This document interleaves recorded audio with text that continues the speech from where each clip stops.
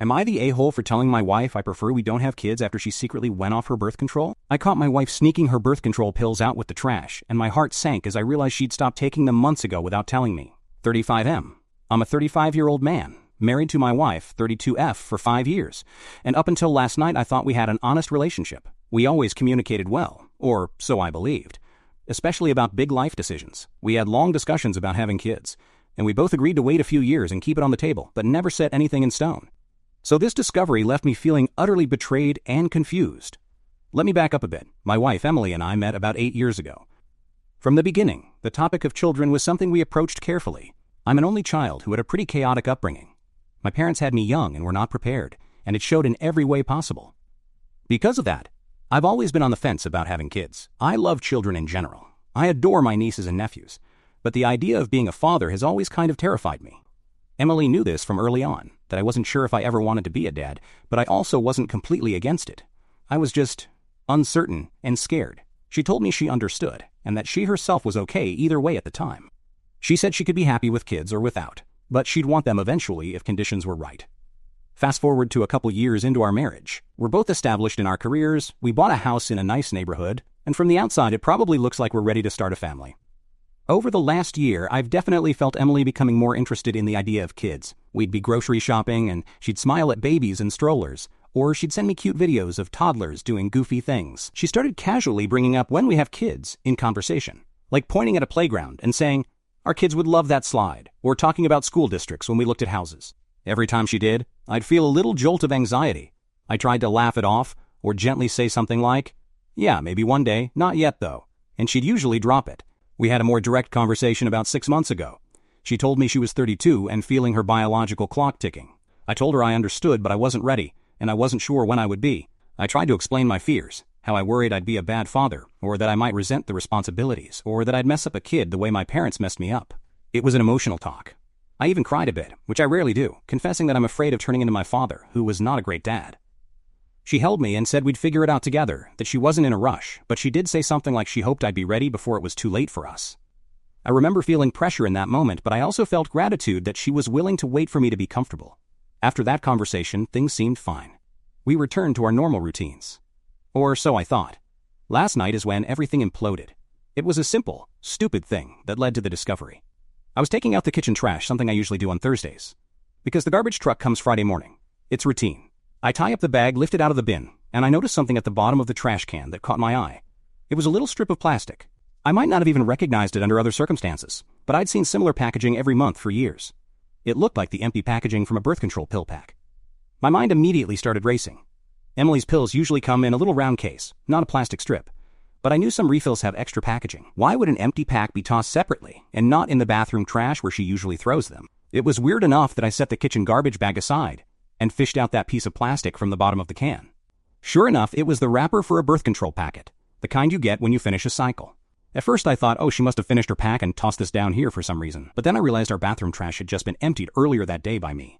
I remembered because I'd taken that out too. Why would she hide the wrapper in the kitchen trash instead of the bathroom? A sick feeling stirred in my gut. I went to the bathroom cabinet where she keeps her current pill pack. My hands were trembling. I opened the cabinet and found the familiar little round plastic case. Popping it open, I saw all the pills were there, untouched, all of them, an entire month's worth of pills. Actually, looking closer, I saw 3 months' worth of pills still in the packs.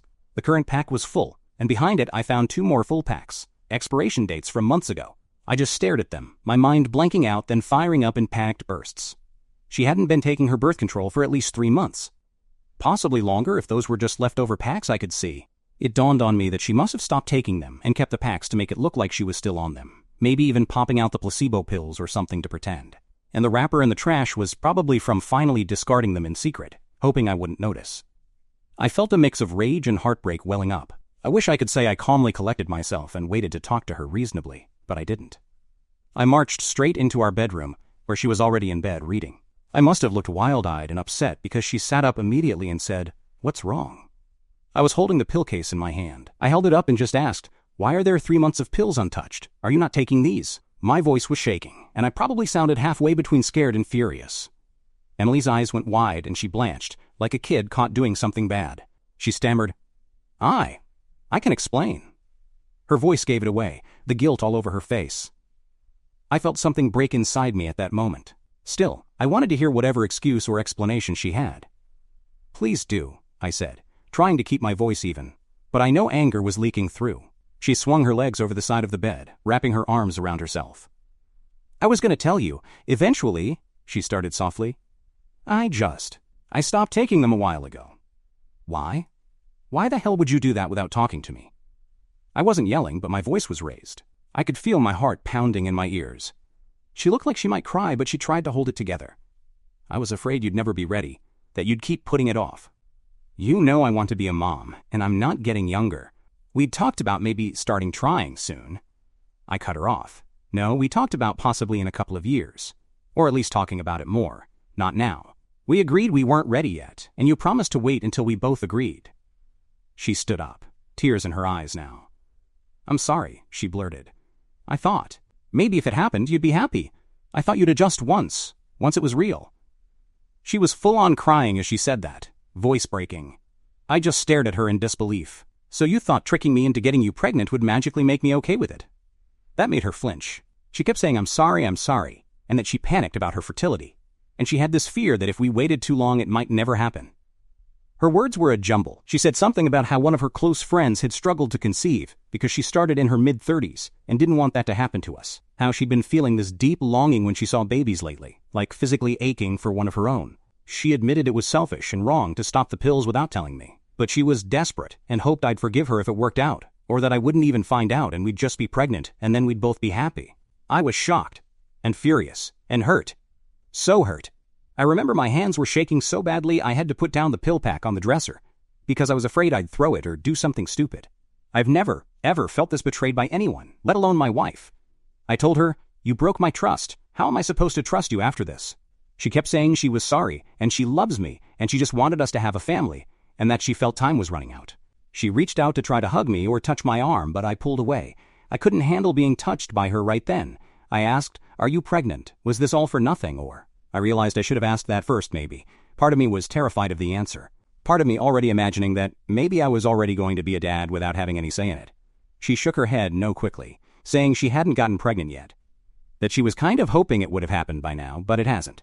She even muttered, "Maybe it's a sign. Like maybe it was fate telling her she shouldn't have tried to deceive me." That got me even more angry in a way. The idea that she'd been actively trying to get pregnant for months, crossing her fingers for a missed period each cycle, all while I was clueless. And now she was only regretful because it hadn't worked, and I found out. I just lost it. I said a lot, and I don't remember every word, but the gist of it was, how could you think this is okay? You lied to me in one of the worst ways. This isn't just like lying about spending money or something minor. This is huge. You were going to change our entire lives without my consent. It's unforgivable to me that you'd make a decision like that by yourself. She was sobbing by now, saying she knows it was wrong, she was scared I'd never come around, etc. 1,000 apologies and excuses. I was so angry I was nearly in tears myself, my voice cracking as I told her how wrong that was. I said something like, "If you really believed I'd never agree to have a kid with you, then why the hell did you stay with me? Why not talk to me or even leave me if that's what you needed? Why lie and trick me? Did you think I'd be a bad dad, or did you just not care what I wanted?" It was harsh. In hindsight, I know some of those words were more hurt speaking than rational thought. The look on her face. She looked absolutely crushed, like I'd slapped her. She said, "I didn't want to leave you. I love you. I wanted a baby with you, not anyone else. I thought eventually you'd be happy about it." And here's where I might have been the asshole. I was so enraged and felt so betrayed that I said, "Well, congratulations, because after this stunt, I don't want a baby with you at all. I prefer we don't have kids, period. Not if you have to deceive me to have one." I can still see how her face changed when I said those words. Her sobbing stopped for a second, like I'd knocked the wind out of her. Then she just said, "What? What do you mean? You said you were unsure, not that you never wanted them." She looked at me like I was a monster. Or a stranger. I was breathing hard, trying to keep it together. I said, "Yeah, I was unsure. But I know one thing now. I can't imagine having a child with someone who would do this to me. How could I ever feel safe bringing a kid into this after what you did?" She started saying, "So because of one mistake you're never going to even consider it? You'd punish me forever by taking away our chance to have a family?" Her voice had this mix of anger and desperation. I responded, "You didn't just make a small mistake, Emily. You planned this. For months, you knew exactly what you were doing. This is a massive breach of trust. I honestly don't know if our marriage can survive this, let alone have kids on top of it." I didn't even fully mean to say that last part about the marriage, but it just came out. She went pale and got quiet. You're saying you might leave me?" she asked in a small voice. At this point, I was just done with the conversation. I felt overwhelmed and needed to get out of there. I grabbed my car keys and my jacket. She was crying and asking me not to go, but I told her I needed space to think. She tried to stand in my way at the door, still sobbing, asking where I would go, but I gently moved her aside. I said I'd be at my brother's house or something. I ended up just parking at a 24-hour diner and sitting in the car for like 2 hours. Then eventually went to my brother's, who lives 20 minutes away, when I felt safe enough to drive without shaking. At the diner parking lot, I just remember pounding the steering wheel a few times, then laying my head back and staring at the ceiling, trying to process. A mixture of grief and rage and panic was swirling in me. Part of me was devastated. I love my wife deeply, or at least I thought I did. The trust and love I had for her feels shattered right now. Part of me is furious. The person I trusted most in the world lied to my face for months and tried to force one of the biggest life changes on me without my consent. And part of me is weirdly blaming myself, like, was I not clear enough? Did I drive her to this by being too wishy-washy about kids? Should I have just made a decision one way or the other earlier so she wouldn't get desperate? By about 2 a.m., I finally went to my brother's house. I hadn't told him I was coming, but when I knocked, he opened the door ready to cuss me out for waking him up. Then, he saw my face. I must have looked awful, because his expression changed immediately, and he just said, "What happened?" I broke down and cried in front of him, which I haven't done in front of anyone in years, and told him the basics. That Emily lied and stopped her birth control to try to get pregnant without telling me. My brother knows my hang-ups about kids. He's one of the few people I've confided in about our differing feelings. He was quiet, gave me a hug, let me crash on his couch, and just said we'd talk in the morning. Today I woke up to like a dozen missed calls and texts from my wife. The texts ranged from apologetic, long paragraphs about how sorry she is and how she loves me and will do anything to fix this, to panicked, asking if I'm coming home, saying she can't lose me, to a little bit angry, saying it hurt that I left and that I said what I said. I haven't replied yet. I needed more time, and I think she needs time too. I called in sick to work. Thankfully, I have a lot of remote flexibility and PTO saved up, and have been camped out at my brother's still. He took the morning off to sit with me, listen, and give advice. His advice basically boiled down to, this was a huge breach of trust and not okay. But if I still love her and want this marriage, we should maybe try therapy, both individual, for my fears, and couples counseling. He also said, but if you feel like you can't get past it, nobody would blame you for leaving. I appreciated his support, but I'm still so conflicted. I love Emily, or at least I love the person I thought she was. I never in a million years thought she would do something like this. Part of me wants to just go home and hug her and somehow pretend this didn't happen, but I know I can't just sweep this under the rug.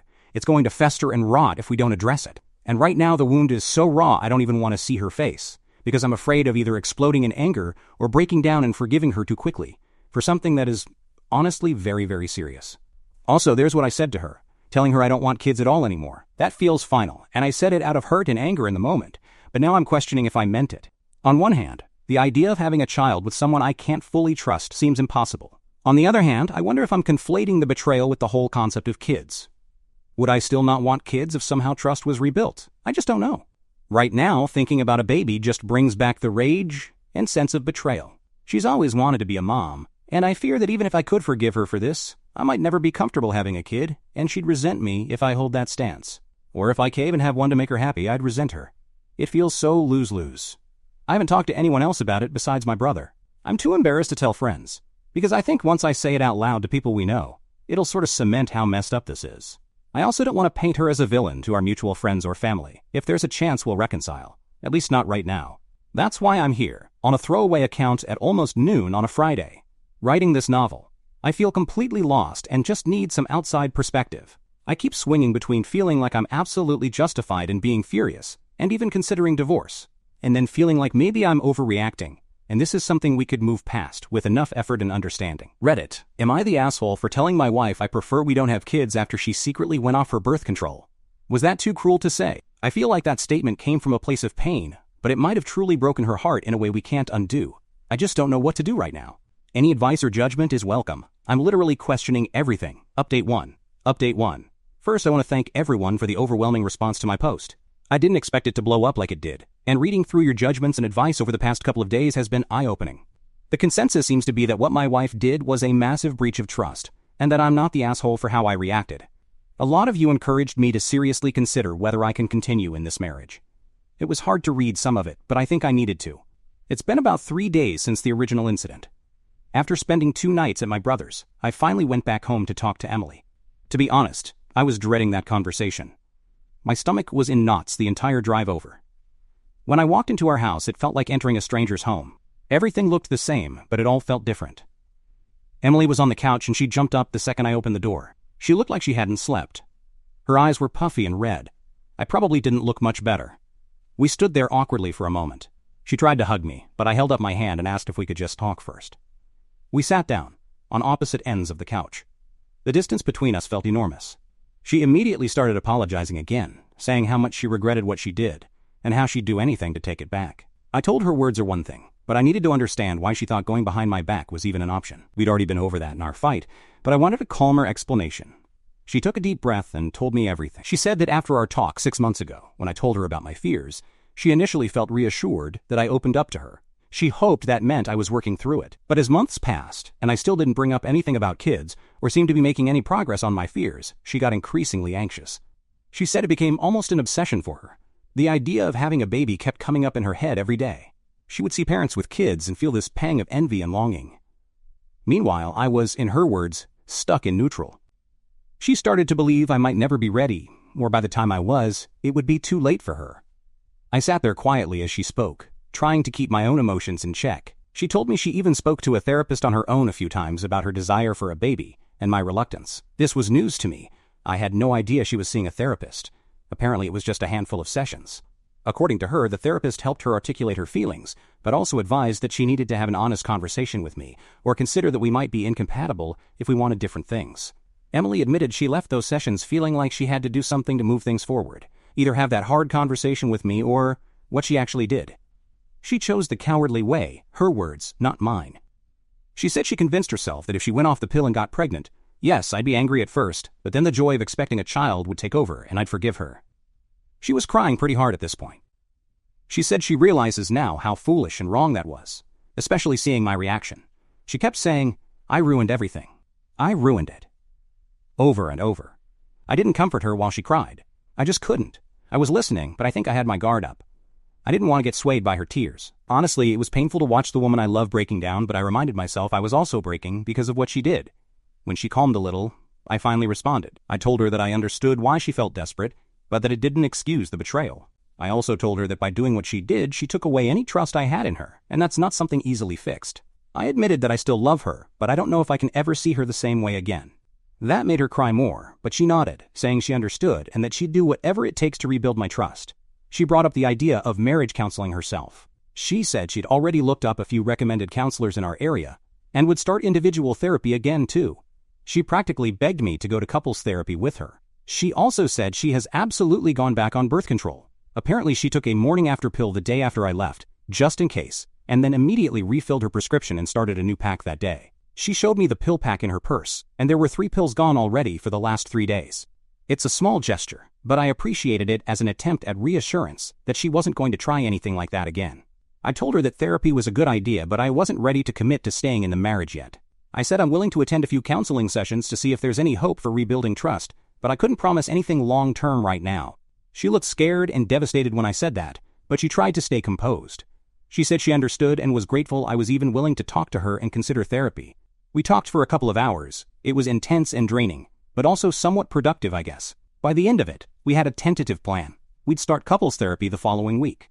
The earliest appointment we could get was in 10 days. In the meantime, I told her I would move back home, but I'd sleep in the guest room for now. I made it clear I needed space and that physical intimacy was off the table.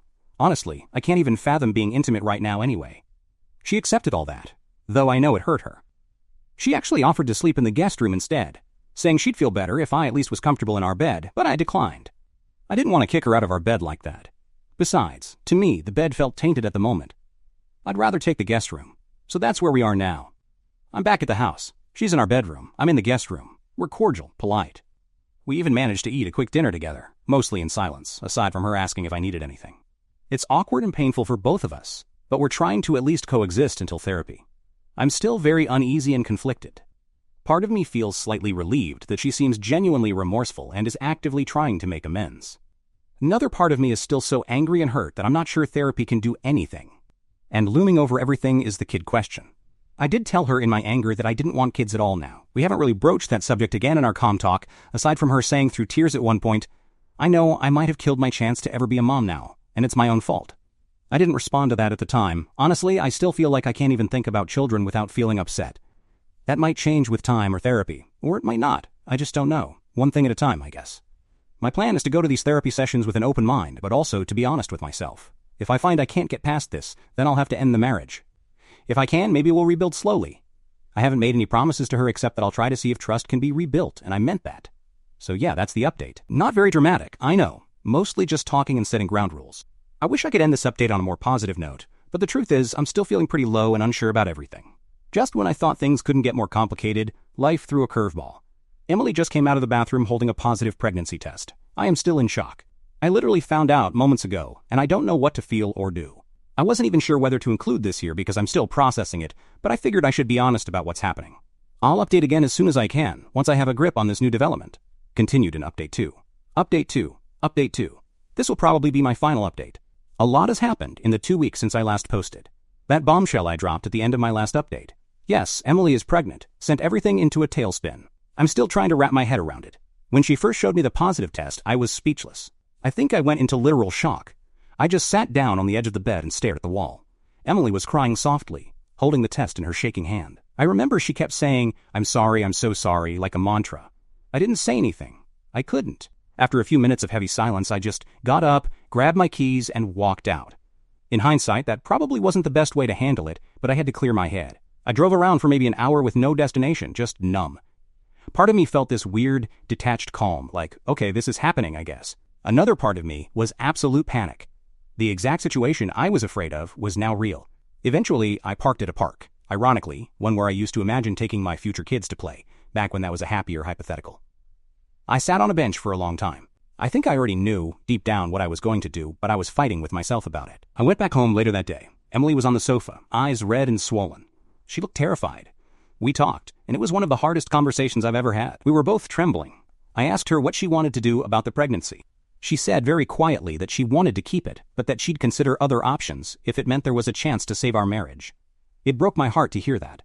Here she was, finally getting the thing she wanted most, a baby, and it was under the worst circumstances. And she was willing to give it up because of what she'd done to me. I told her I would never ask her to terminate a pregnancy just for me. I said it had to be her choice, what she could live with. She started sobbing, and said she didn't want to lose me, but she also didn't think she could go through with an abortion. She kept saying, "I know this is all my fault. This isn't how I wanted it to happen, but I can't undo it. I wish I could take it back." We sat together in misery for a long time. In that moment, strangely, I felt more like a consoling friend than a husband. I was rubbing her back while she cried, and we were both just mourning what a mess this was. Finally, I told her the truth, that I didn't see how our marriage could survive this. The trust is gone, and now with a baby on the way, my feelings about the whole situation were just too messed up. I said I was deeply, deeply sorry, but I couldn't stay with her. I made it clear that I wasn't walking out of obligation to the baby. If she chose to keep it, and I think we both knew she will, I would take responsibility financially and try to be civil for the child's sake. But as for us, as husband and wife, I just can't do it anymore. That was an absolutely devastating moment. She basically crumpled to the floor, wailing. I've never seen her like that, and it tore me apart. I was crying too, even though I tried not to. I had to leave the room, because I felt like I was going to collapse. I could hear her pleading, saying things like, "Please, we can get through this, I'll do anything, please don't do this." But it was too late. She did anything, one step too late. The days after that blur together a bit. I ended up moving back to my brother's house for now. We've started the paperwork for a legal separation, and I've contacted a divorce attorney. Emily and I communicate only about practical matters at the moment. She actually moved out of our house and in with her parents for the time being, likely because she needs support during the pregnancy. And maybe because being in the house without me was too much. I told her she could stay at the house and I'd find a new place, but she declined. So I'll be moving back into the house temporarily just to take care of it and figure out what to do with it long term. We might sell it, we haven't decided. As for the baby, yes, she's keeping it. We haven't gotten into the detailed discussions about custody or co-parenting yet. It's also fresh and emotionally charged. I did tell her I don't want to fight about anything. I said I would support our child, and we'll figure out a fair arrangement. The truth is, I'm still very conflicted. On one hand, I cannot imagine being a father in this state of mind. I'm afraid I'll resent the child, or be a terrible dad, given how it all happened. On the other hand, I know the baby is innocent in all of this, and it's half mine. I feel a sense of duty if nothing else. My therapist, yes, I started seeing an individual therapist, thanks to many of you who recommended it, says that it's possible I might feel differently once the baby is born, that sometimes people who never wanted kids can end up loving their child deeply. Maybe that will happen to me, maybe not. Right now, it's hard to even picture that future. Right now, all I feel is loss, anger, and a weird sort of guilt. I keep thinking about my own childhood and my dad. He wasn't ready to be a father either, and he took it out on me in a lot of ways. I swore I'd never repeat that cycle, and here I am, about to have a child I never truly agreed to. I'm terrified history will repeat itself, that I'll be cold or indifferent, or simply not be there the way a father should. The only difference is I have the self-awareness to know it, and I'm trying to be cautious so I don't hurt this kid by being a resentful presence in their life. If that means I end up being more of an uncle figure or something, maybe that's less damaging than pretending to be a devoted dad when I'm not feeling it. I don't know. As of now, Emily and I are separated. I imagine by the time the baby is born, we'll be officially divorced. This isn't the ending I ever wanted. It's honestly just tragic all around. She's getting her baby, but losing our marriage. I'm losing my wife and facing fatherhood in the worst way I can imagine. There's not a whole lot of silver lining here.